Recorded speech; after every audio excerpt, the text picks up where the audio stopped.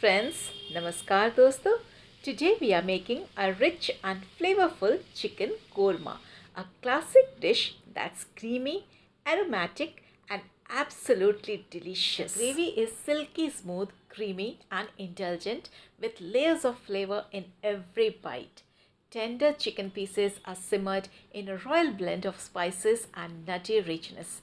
It's a restaurant-style classic with a homely touch, making it both comforting and grand. This dish pairs perfectly with naan, roti, or even steamed basmati rice. So let's start the recipe by adding in mustard oil to a thick-bottomed pan or kadai.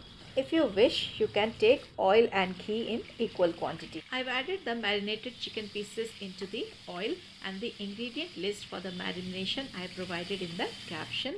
And here we'll fry the chicken pieces till they are golden brown in color. The yogurt makes the chicken tender and juicy, while the ginger garlic paste adds a punch of flavor. Let the chicken cook until it's golden brown in color and later remove it from oil. Fry the rest of the pieces similarly and we are ready to proceed in the recipe further. Here I have taken brown onions. For this you need to fry 3 big sized sliced onions in vegetable oil. Let it cool down and later in a mixer jar grind it into a fine paste. Here I am adding some whole spices like bay leaf, cardamoms, cloves and a stick of cinnamon. In goes the ginger garlic paste and the whole spices release a beautiful aroma that forms the base of the korma. And here now we'll add some basic spices like turmeric powder, coriander powder, cumin powder and black pepper powder. And all the quantities have been provided in the caption. Add little water here so that the spices do not get burnt. Let the oil release and next I'll add Kashmiri red chili powder for that extra color in the gravy which we really love. Add half cup of whisked curd or yogurt for that extra flavors. And here we have the main hero of this dish, you can say, the brown onion paste. Add in the brown onion paste and this step is very important because the brown onion paste gives chicken korma its depth and that extra sweetness and creaminess here.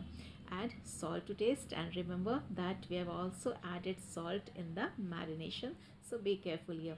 And just saute the masalas till the oil releases here.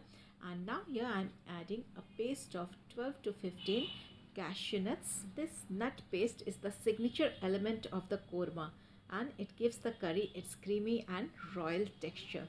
So here I am adding in the fried chicken and now just we need to saute it in for a while so that the chicken pieces are coated well in the masala. Slowly you will see the masala turning into a rich luscious base while the chicken soaks in all those aromatic spices. As you can see, the chicken pieces have been coated well in the masala and now it's time to add water.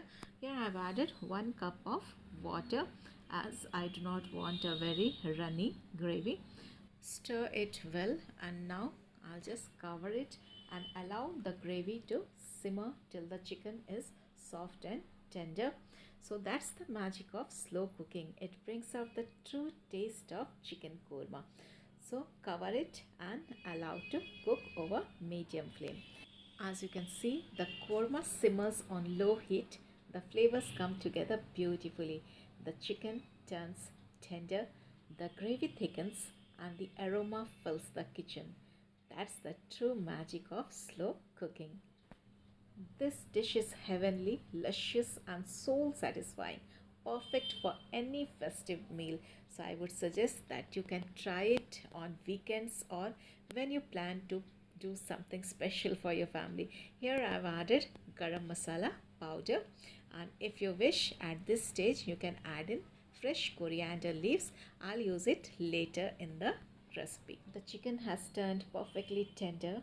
The gravy has thickened into a silky, indulgent curry and the fragrance becomes absolutely irresistible.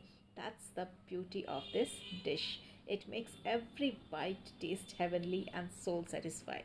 Once it's ready, garnish with some freshly chopped coriander leaves and there you have it, our restaurant style royal chicken korma ready to serve. This dish pairs beautifully with naan, roti, or even basmati rice. If you enjoyed watching this recipe, don't forget to hit the like button, share it with your friends, and subscribe to my channel and follow my Facebook page. And be with me for more delicious, homely yet royal recipes every week. Thank you for watching and see you in the next video. Ta-ta. Bye-bye.